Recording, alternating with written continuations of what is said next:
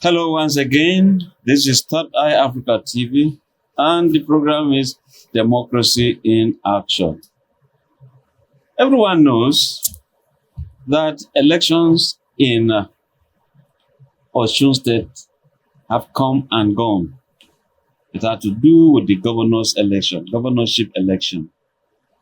And of course, a winner has emerged, losers are known. So, what are the lessons for the ruling All Progressive Party in Nigeria? What are the lessons for a man who left PDP to go to what some people say obscure, I'm sorry to say this, or relatively unknown political party? Now he has won, meaning he knows or he knew his onions and he moved. Did the people move with him? Yes, because he has won. Now, we also have the mega opposition party that felt, look, time has come for them to pronounce their presence in Nigeria. So the Osun State government election became a test ground for everyone.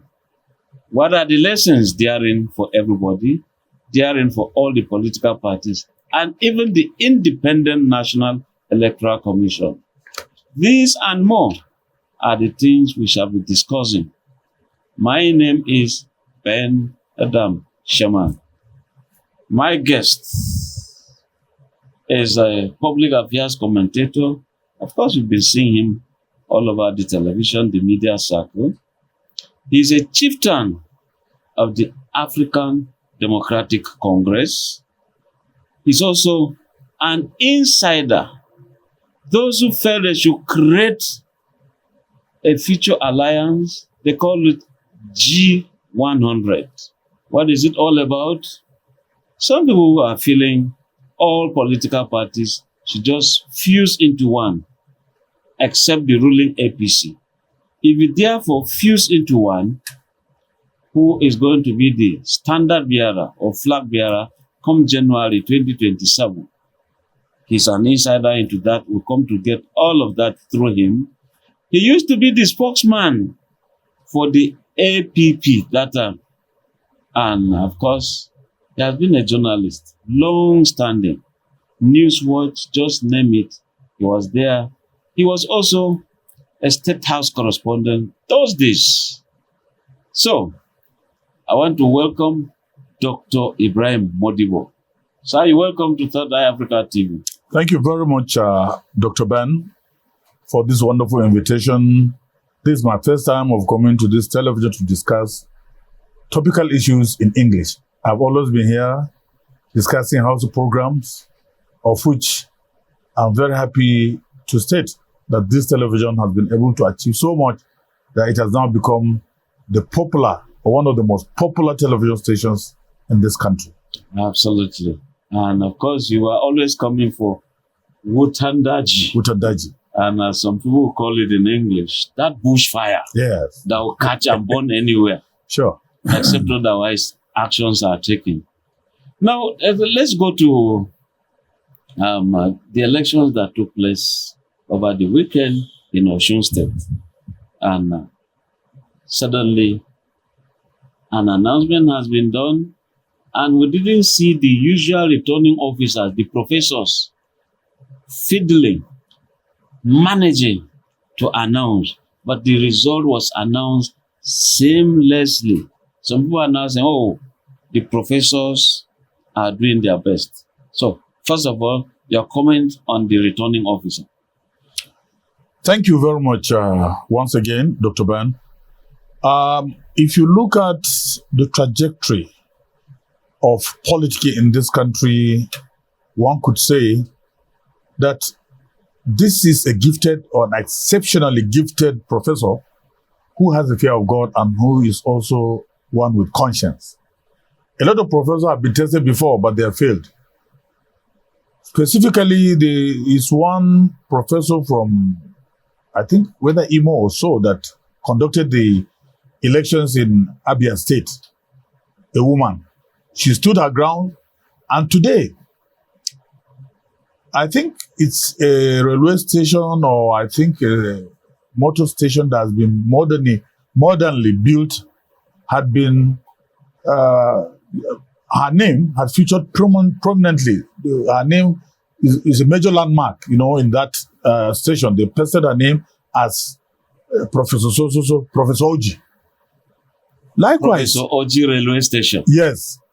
Likewise, now, what is happening today, we saw a professor of conscience, a man that stood his grounds, and also a man who is intellectually and morally upright in trying to dispense justice where justice is due. This is, to me, the deliberate justification of the will and mandate of the people. This is people's power. The people have spoken, and there was nothing more than for the professor to be in sync and in tune with the yearnings and aspirations of the people who have been able to cast their votes, despite, so to say, of the encumbrances in terms of financial inducements, and also political kind of subjugation, where we saw about whether it's 19 governors or thereabout, the Senate president, and other talks, and some stakeholders, going to Osun to intimidate people, to buy their votes, in order to sway the elections in favor of the ruling party, because this is the only election now that remained to the general elections in 2027. So it's a pointer that if the central party has been able to win this, it could be a pointer that Nigeria has been captured. But unfortunately for the ruling party, unfortunately for the good people of Osun, who are very resilient, people with character, people with conviction, and people that have been able to leave a mark in the sands of time by way of trying to remove the grains from the shafts, and they've been able to stand their ground, and they voted massively and defended their vote. Okay, right. We'll come to all of that, but again, let us look at the umpire, the Independent National Electoral Commission. How do you feel, or what's your opinion, the way and manner in which the elections were conducted there? You see, Osun State, with about 30 local governments, with over 2.3 million registered voters, and the collection of PVCs was about 1.9 million, and we had barely those that voted a little over 1 million, which is almost about 50%. And therefore, the PVCs that were collected was about 81.5%. And therefore,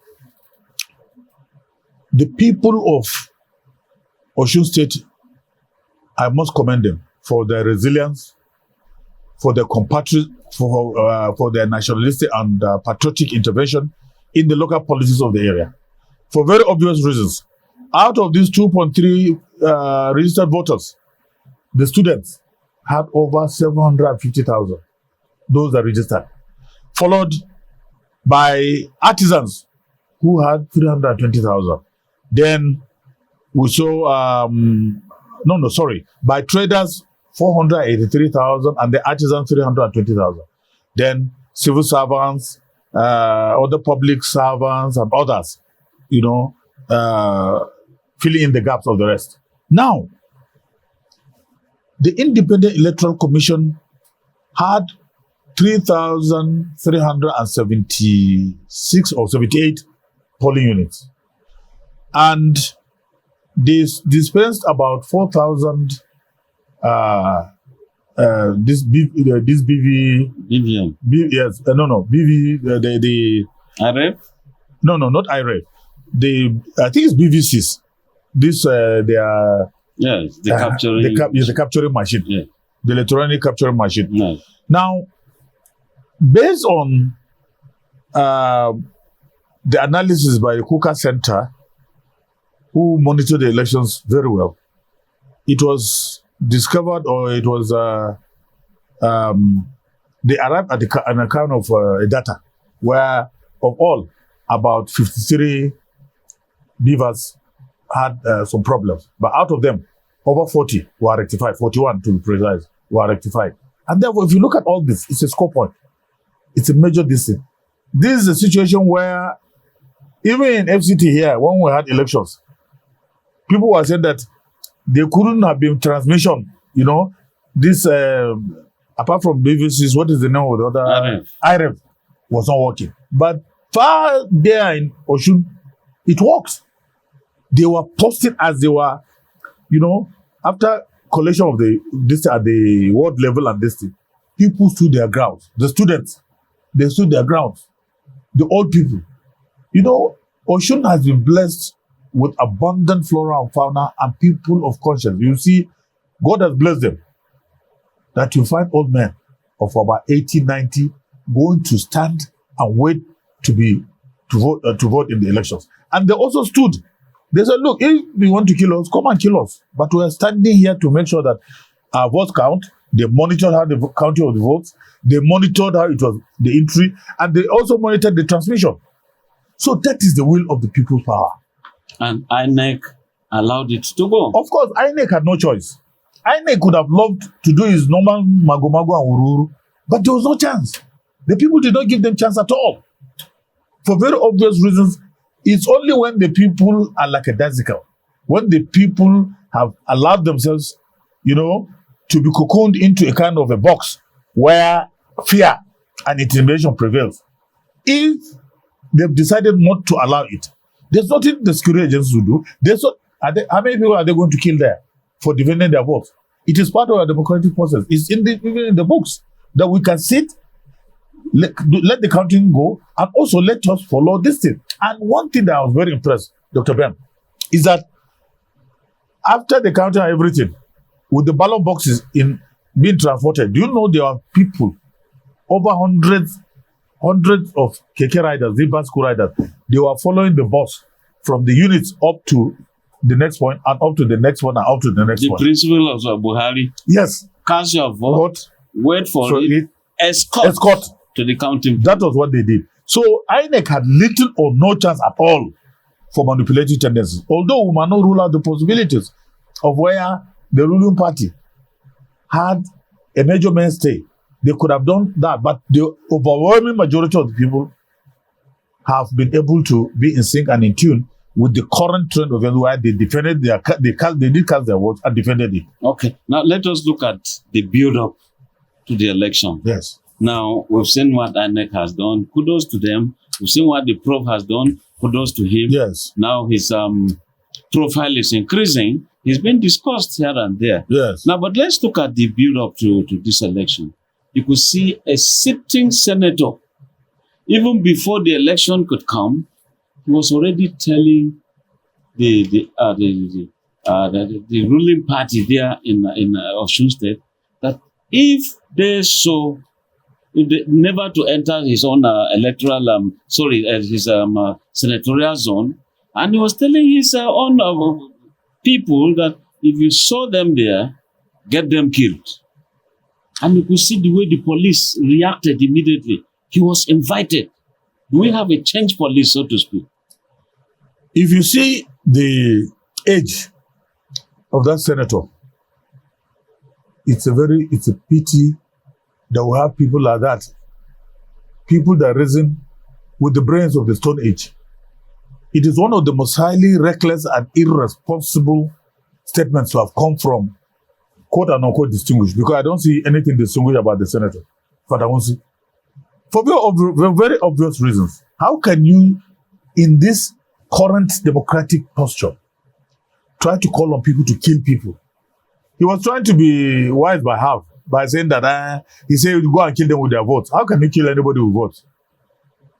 So it is a pedestrian argument, highly provincial, and something that could not have been conceptualized by a man of character. Or a the same senator was also invited immediately. Yes. Fanaunsi, he was invited by the IG. Come, explain yourself. What do you really mean here? So when he was invited, what happened? Immediately after the invitation, they spoke to him in maybe 30 minutes, 1 hour, and they allowed him to go. He even addressed the press outside the police station. So it shows this brazen impunity where we find people that feel democracy is their natural habitat, where they win by all means and at all costs. So you think the police were professional in this? Yes, well, to me, the police inviting him, it's a very wonderful thing. Even if it is a kind of showing quote and unquote shadow boxing, I think it's a good thing that they've invited him. At least it has gone a long way, you know, to show the optics that the police are fair and the police would like to be a neutral force that will dispense justice no matter who is involved. So what do you see the police doing from this? Is like they will say the computer generation, they say cut and paste. 2027, do you think that the police will therefore cut and paste when it comes to that year? You see, I look at the whole activity with the eyes of an observer who has seen a lot of political influences, power play, where the APC has been desperate in trying to bring Osun into its fold. And to me, one of the most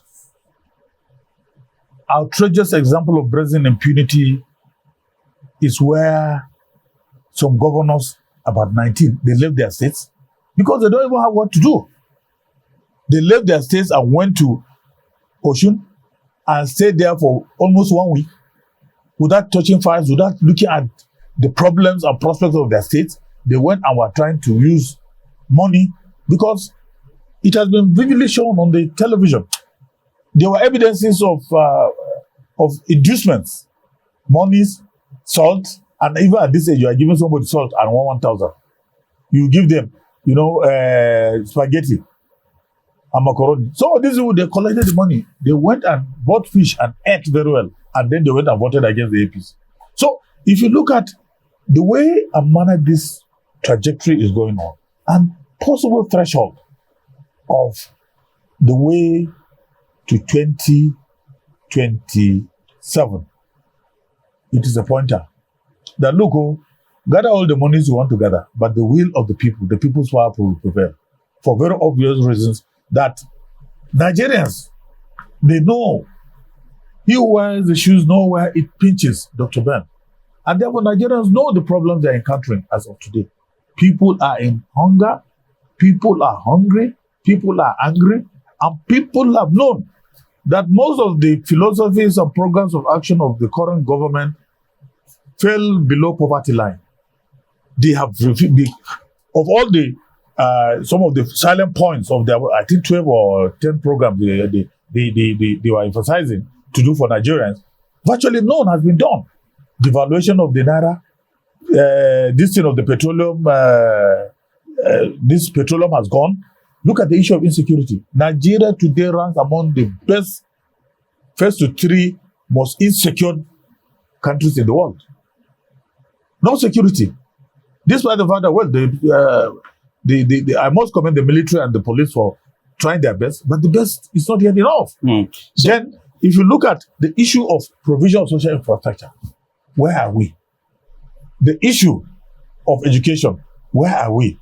The issue of empowerment, agriculture, where are we? Health facilities, out of the budget of last year of the Ministry of Health, only 10%, 1%, or it's not even up to 1%. It's about whether it's 10 billion or so that was released to them. Then you look at the only thing I would say they have done very well is this NEL fund, where these students' loans have been able to assist, you know, the less privileged in the society. Okay. Now, yes, sorry to cut you short. Now, let's still come back to this Osun election.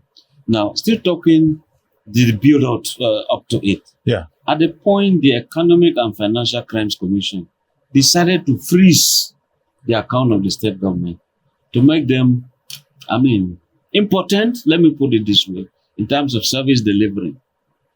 But the president had to intervene. Do you think that the president was right, or EFCC was right, or the president felt, look, allow democracy to move? You see, Dr. Ben, if you look at, we have to be circumspect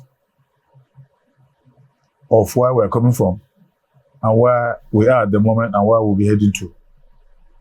For very obvious reasons, it was a face-saving measure for Mr. President to have acted in that direction.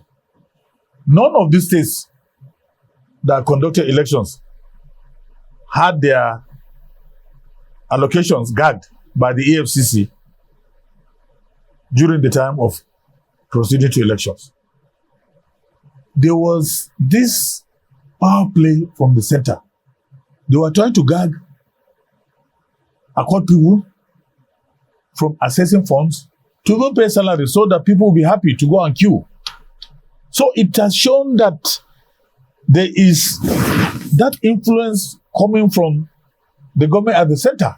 Whether we like it or not, are we saying that something like this will happen without the president knowing?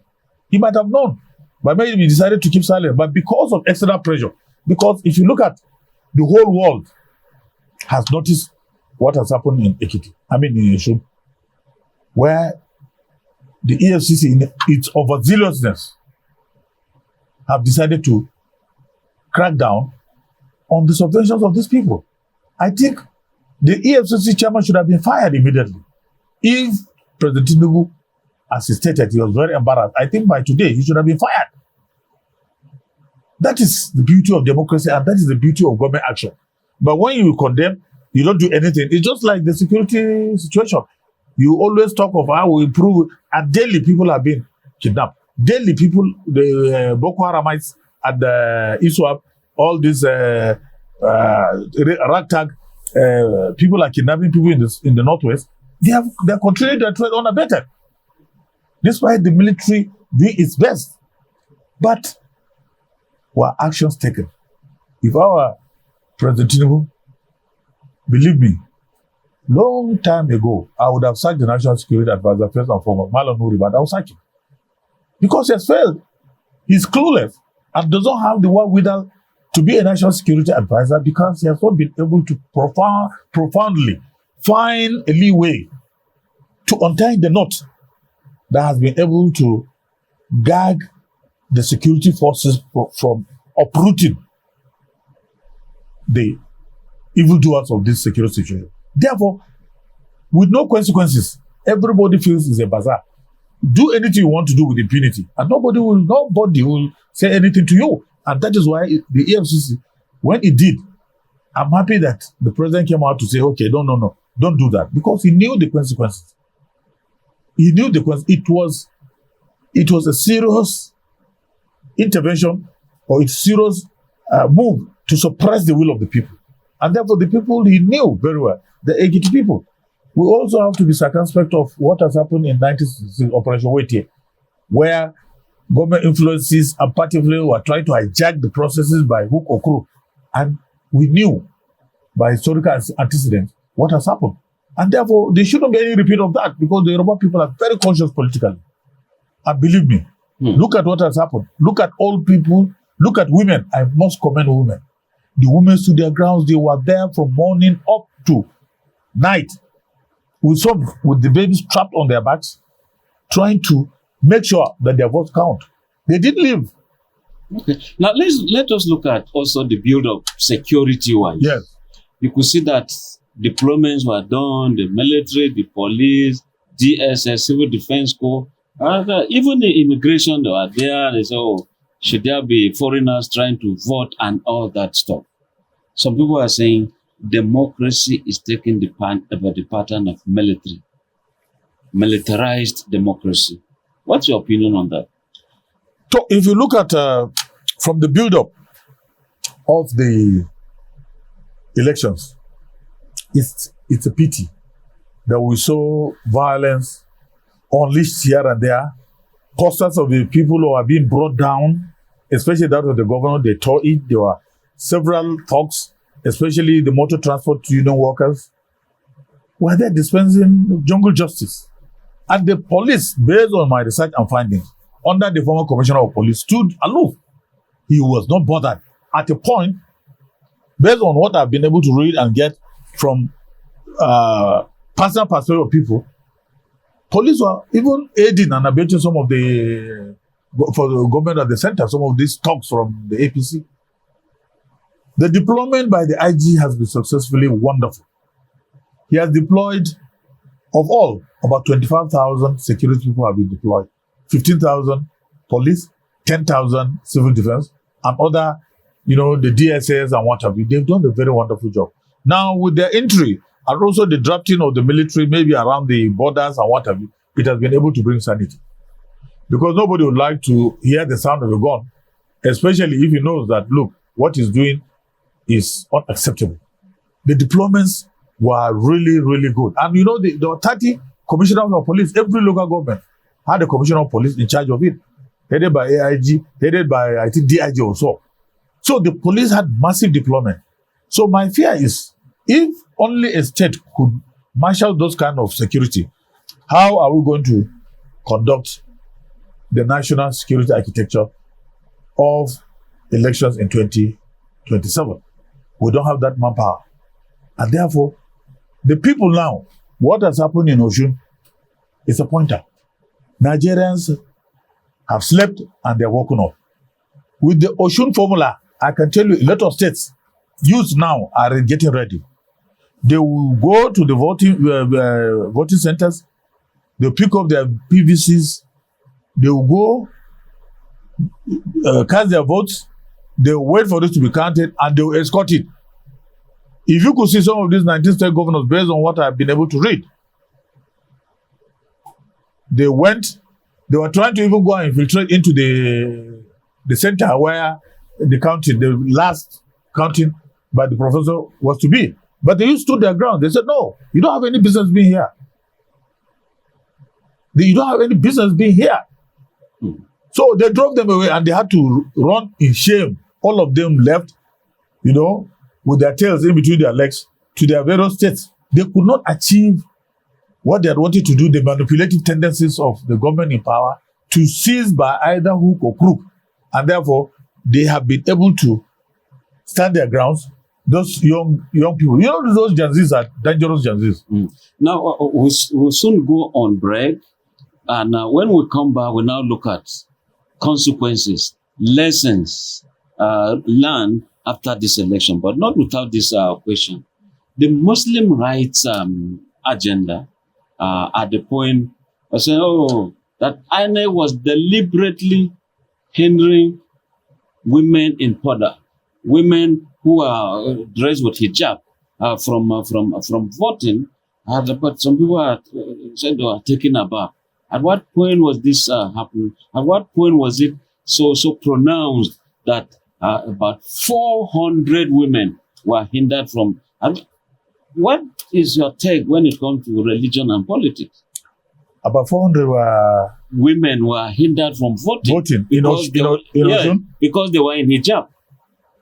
Well, to be honest, I've not. I didn't get that this thing because yesterday or day before yesterday, when the last day when they counted and then announced the results were to be done, I was on the FRCN, Federal Radio Network, making analysis of the political situation of the country as at that point in time. So I didn't get that as part of this. But however, people are dismissive about it. Yes. However, the hijab is part of the dress code of Nigeria, especially the Muslims. So to me, there is nothing wrong in a woman just removing the hijab just on her head to just show for 2 minutes so as to be captured by the BVN machines, the capturing machine. What is wrong with that? Then after when you finish, you put your back. That's where the Murik or Murik is concerned. Yes. They said that the women were already dressed with their hijab. Therefore, nobody had the right to tell them to open their faces. So as Muslims, honestly and sincerely, we should be part of the electoral processes. Let us not allow anything to hinder any Muslim person from casting his or her own vote. After all, this hijab, is it cast in iron? It's a mere material that you can just pull it up and then you can just show your face and you'll be captured. And once the face is covered, that's all. You cannot capture them. So who has this biometrics. That's why Anne was a look. Open your face, we'll snap you, we'll check this, and we'll move on. Exactly. Look, if they allow that, especially some of our women that cover with that distance, that cover it's only the eyes. You cannot even see the nose and the mouth. How do you know that some of them are even, how will you decipher if men have dressed like that to come and vote from another state? Because we heard that there were some talks that were brought in from other states to come and fill in the gaps, and then try to manipulate the system. So, to me, religion is a very sensitive issue. As Muslims, please, we should be able, 1 minute, 2 minutes is just over. Nobody is saying that your wife should remove her dress. It's only the face and this thing. For me, I allowed my wife to even venture into politics. My wife contested for a senatorial district in my state. That's Adama. Yes. What was her experience there? Her experience had been wonderful because from here, after buying the forms, fulfilling all righteousness, she went to 7 local governments. She all toured. And she had this background of somebody, that annually has been going to all these settlement centers, taking food materials, clothing, giving them monies, and also venturing into economic distance for women and youth and women, where she has been sponsoring a lot of people, to get sensitized. Empowerment. Yes, women empowerment and youth and women empowerment. She has been teaching them how to make monies, how to, So based on her own contributions as a person from the state, and also looking at the less privileged. So you see, that goes a long way to show that in Islam, there is one that stops us or our women from rendering service to humanity. These are part of the things. We have to allow our women, once they can be decently dressed, they can get comportment, and then they can work towards networking and finding solutions to national development. Why not? Maybe she was Mrs. Modibo was Hafsatu. I remember yes, her Dr. Hafsatu. Yes. Now, maybe she was schemed out of application of consensus. You see, that is the problem. I allowed my wife. She's an APC card carrying member. She contests under APC.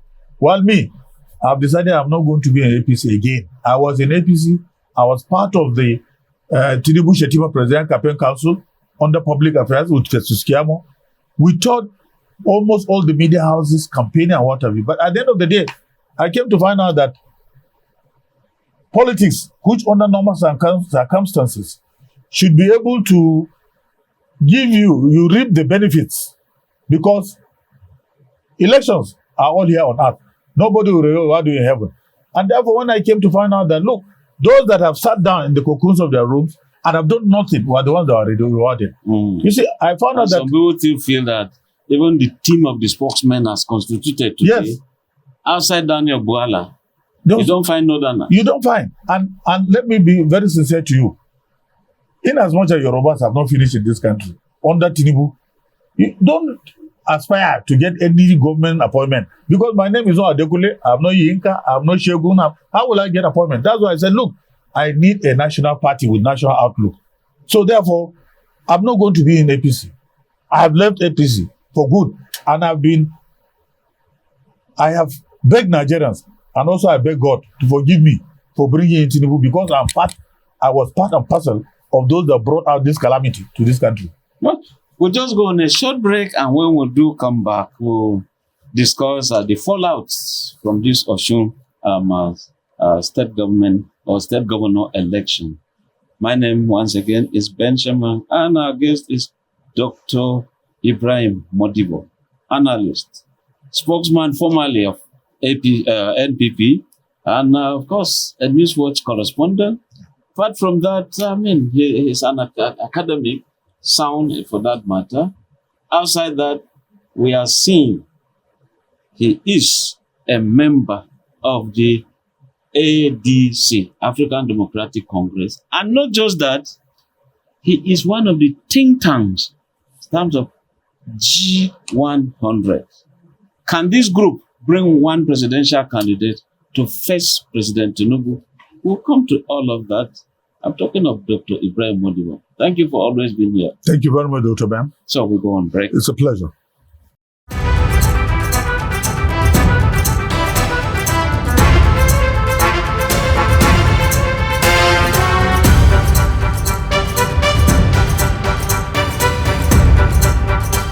This is Third Eye Africa TV, exposing crime, savaging the nation.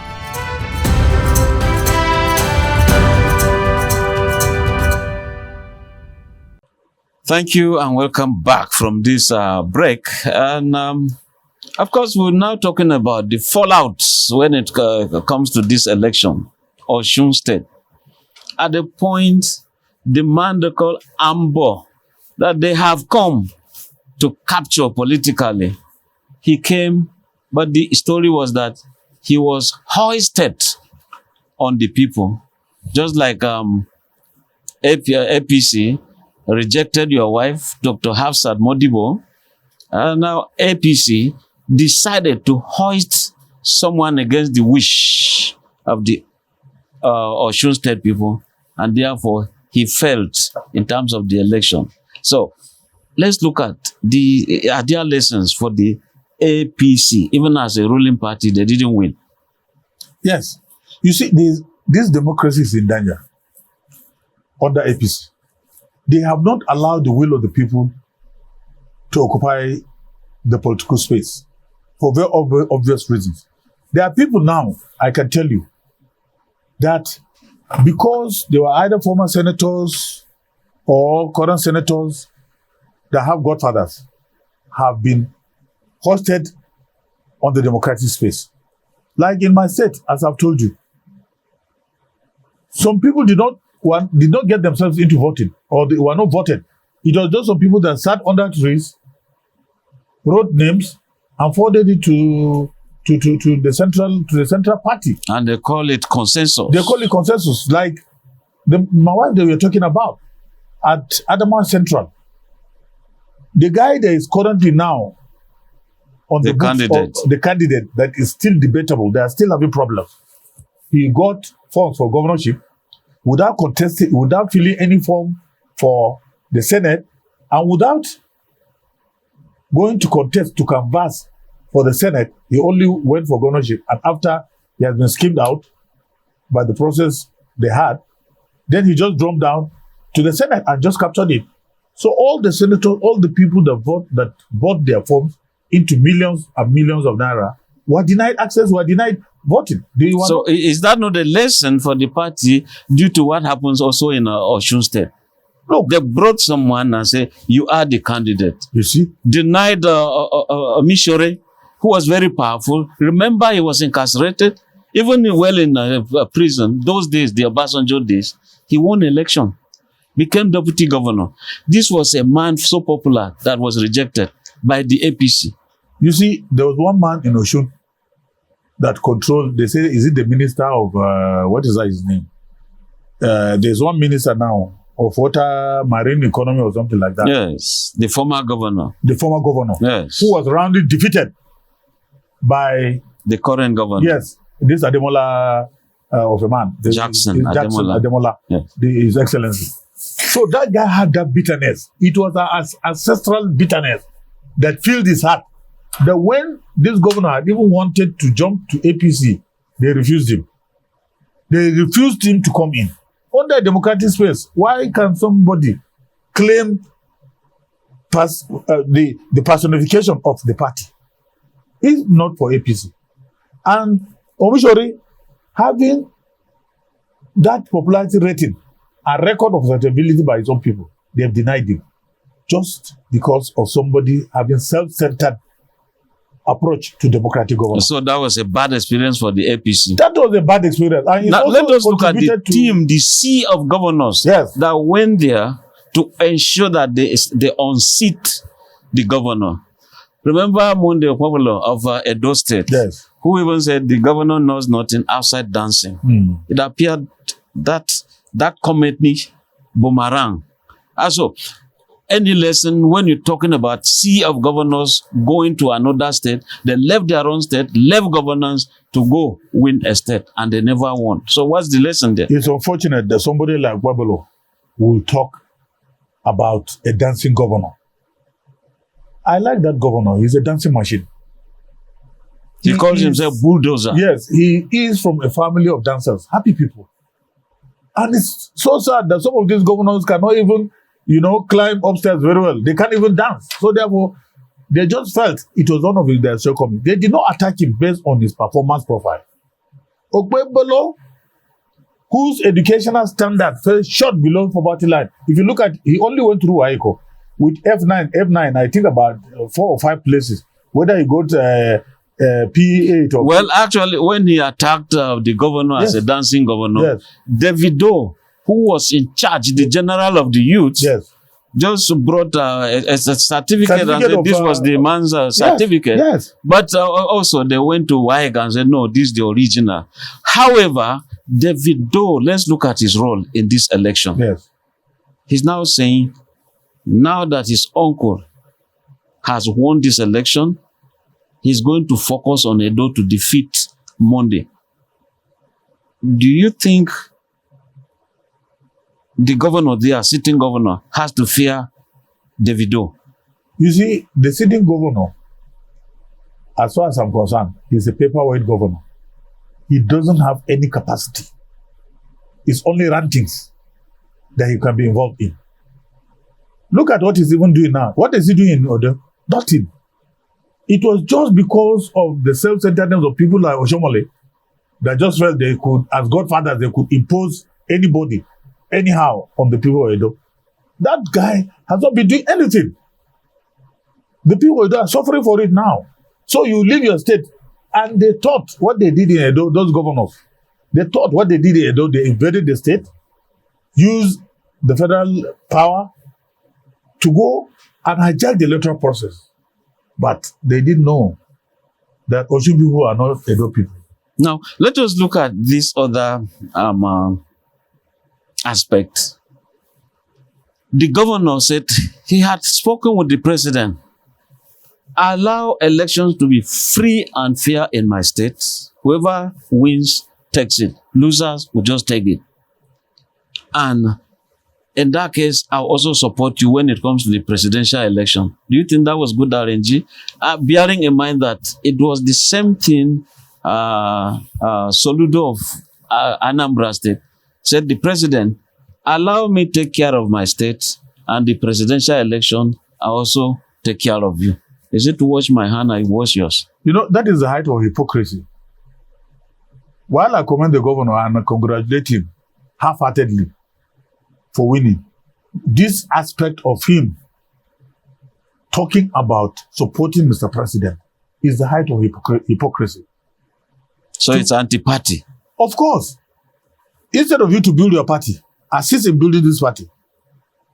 Look, anti-democratic structures based on 16 governors, the Senate President, stakeholders, and talks went in to hijack the process. Where was the president when this who went in? If the president meant well for you, would you have allowed them to leave their states and go there for state capture? So it is the people. What I expected is for this gentleman, Jackson Adeleke, to thank the people and put all his hopes and aspirations on them, not to start all this, this impunity of trying to sideline the people's power, people that stood by you and what have you, and you are going to start bootlicking to say maybe you don't want cases to be done, and you are saying you are going to support Mr. President. And at a point, he even said, they asked him, why is he going to support President? He said, because he's a Yoruba man. I'm from the same state. I'm from the same state. For God sake, is this politics of ethnicity? Or is it politics of statism? Okay. Now, let us look. Yes. So, under the current purview, I strongly condemn these utterances by the governor. Okay. He should have kept quiet. Okay. Rather than trying to go to... Look, Tinubu had wanted to capture that state. What makes him feel that it's not the people that brought him in, it's Tinubu that assisted? Tinubu did not assist him. He didn't do anything. He had wanted to send all of these governors with apparatuses, with all the monies they had, everything, trying to even buy votes, vote trading, and vote purchases. They failed. It's the will of the people. If I were him, I will say, Mr. President, thank you very much. You have said in the democratic structure, but it ends there. Okay, but for you to say you are supporting him because he's a Yoruba, it's a very sad development. This is the height of impunity, and I think it's something that should be condemned, because we are not going to allow anybody to start practicing politics or ethnicity or religion or sectionalism. Now, there's this saying that success has many friends, many brothers. Failure is an orphan. Now, and that it's not easy having won, having succeeded. How do you consolidate your success? Because so soon, some people will start saying, oh, you have failed to give this, you have failed to do this. How can Governor Demola Jackson Adeleke consolidate success? You see, in this election of Osun, the game changer is the PVCs, which was effectively used, the beavers, and the IREP.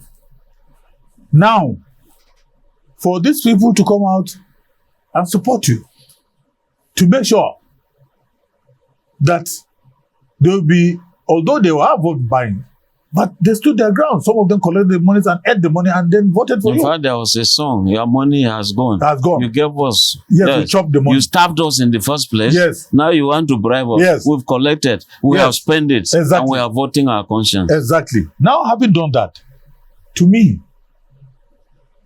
Jackson, His Excellency Adeleke should have an inclusive government. Because, let me tell you, a lot of even these other parties, they coalesced. There was coalition. They offered, their platform, everything, silently, to make sure that Jackson won. Look at Dele Momodu. Dele Momodu, the media mogul, having been a very strong member of the ADC, had decided to renounce his membership temporarily at that time and said that, look, he had a candidate, but then he's supporting Adeleke because Adeleke is his friend and compatriot. So, you see, there was support from almost every group. Therefore, there should be inclusivity. We must have a government of inclusivity where people that assisted, should be considered. Because even during the time of, Islamically, during the time of war, in the books, they used to say, the people that you go to war with are those that you share booties with. You don't expect somebody to go and hide under his bed. After you become victorious, you come and start giving an appointment that he didn't even deserve. While others that went with you, you have left them in the cold. So, there should be inclusivity. Let him embark on very fast lane of providing social infrastructure, education, because the state is a civil service state. And there are a lot of students, over 750,000 students registered and voted for him. So therefore, he should be able to be cognizant of the welfare and role of students, artisans, farmers, and what have you, agriculture, health facilities, give them. Don't embark on road construction where people are accusing him of using was it a woman or a man that has specialty in making bedsheets and curtains, be given contract for road construction. So he should make sure that he has a formidable team that should be able to dispense infrastructure goodwill to the people. Okay. Now let us do some self-searching, soul-searching. Let's put your own party on a scale. The elections in Osun have come and gone. Your party became a third distant. What's your comment on that? No. You see, that's the beauty of democracy. The will of the people mattered. His Excellency Adeleke won. If APC had won through the manipulative tendencies of some of these cabals, maybe I would have had high blood pressure. But thank God, that they've been shown that it's not all about using crude force backed by monies and what have you to embark on state capture. Now, So my also, party, yes. my party, my party has tried. This is the first time that the party is coming on board, and it's barely how many months now that the man mobilized. And I know, like Aregbesola is one of the most powerful politicians. Exactly, I was coming to him. Yes. He's the secretary of the African Democratic Congress. Yes. And he used to be governor there. He Yes. used to be minister of interior. Yes. Now he's the secretary of your party. But it looks like his performance, we're told, we're not really told, his own polling units, he was defeated. You see, this is all about democracy. The purpose of this election, if you see, because the popularity rating of our candidate has not been, I don't know, I can't say he is not very popular, but then the campaign structures and what have you, the intimidating posture, even of the opposition. But they were saying that the people, the voters were saying, when he was still governor, he placed public servants in half salary, and he left 30 months behind without being paid. So you see, these kind of things are the major albatross to our democratic culture. So how does your party intend to correct all of No, this? So that people do not see it as a template. No, before then, before the next round of elections, hopefully, we'll be able to overcome that. We'll sit down and look at the issues, because this is just like a practicing ground where we saw our pitfalls, our PowerPoints, and then we have been able to look at it dispassionately, to sit down and see how we can correct it in due course. So, under the current circumstances, the votes of Ekiti people, 30 local governments out of 774, cannot be a determining factor to what is going to happen in 2027. Therefore, to us, we've learned lessons, and we'll be able to sit down to manage our own pitfalls with a view to correcting them in due course. Okay, and now I'm happy that our presidential candidate was the only one that has gone with the secretary and everything. They went on campaign. So the party has done a lot. Former Vice President Atiku Abubakar was there physically. Good. And all the adherents of the party, they were all there. And that brings me, you said lessons have been learned. Yes. And if lessons have been learned, now we're hearing, and you are one of the arrowheads when it comes to G100. Yes. First of all, let's define G100. G100 is a coalition of the opposition in this country. So what's its aim? Its aim is to galvanize, to make sure that we get politicians of conscience together, irrespective of party structures, to come under the same roof, to see how we could defend the monster that is staring us in the face. If we go on our individual levels, there's every possibility of the government at the center using all its resources. Look at all the loans. We are not seeing anywhere where the loans were going. So maybe they are preparing for to use the money in 2020. So from the grapevine, they said you intend to feature one presidential candidate. Yes, that's our hope. If we've been able to now meet most of the powers that be, we'll be able to meet Seriake Dixon. We met Peter, the Peter Obi's group at this thing. We met the Konkoso, met Atiku Abubakar, met SDP, the chairman, and maybe Adole, and they met. No, this guy showed enthusiasm in it. The former governor of Cross River State, Donald Duke. Yes, so there has been great enthusiasm. Our G100, which is a confederation of politicians from different parties, ADC, APP, this ANC or this, and all SDP, all of us were Nigerians of conscience. We're Nigerians that are out of our patriotic and nationalistic intervention in the process of good government, have been able to sit down together to make sure that we bring up people of like minds so that we can invite these people, the leaders. Let us see how we could sit down and put our human and material resources together so that we save this country from the current political and economic doldrums. We are in dire strait in this country. And therefore, the earlier we sit down to aggregate opinions to make sure that we get one person out of the many candidates, even if it means supporting. If you don't want to relinquish your presidential aspiration, then let's coalesce and support one candidate towards 2027. Bola Tinubu is the most easiest president to beat because of his colossal failure in terms of aggregating, in terms of dispensation of dividends of democracy in this country. Dr. Ibrahim Modibo. Thank you, but tell me this. Yes. Who, therefore, will be that one presidential candidate?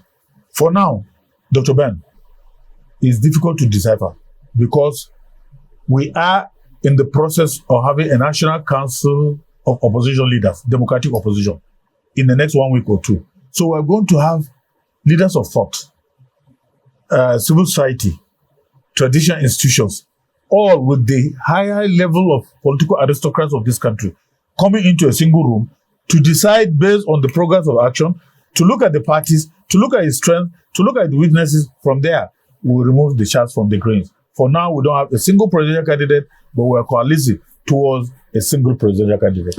I want to thank you very much for coming to Third Eye Africa TV. Thank you very much, Dr. Dr. Ibrahim Modibo. Thank you, my brother. Thank you. Yeah. My name is Ben Adam Shaman. Till we meet again, it's bye for now.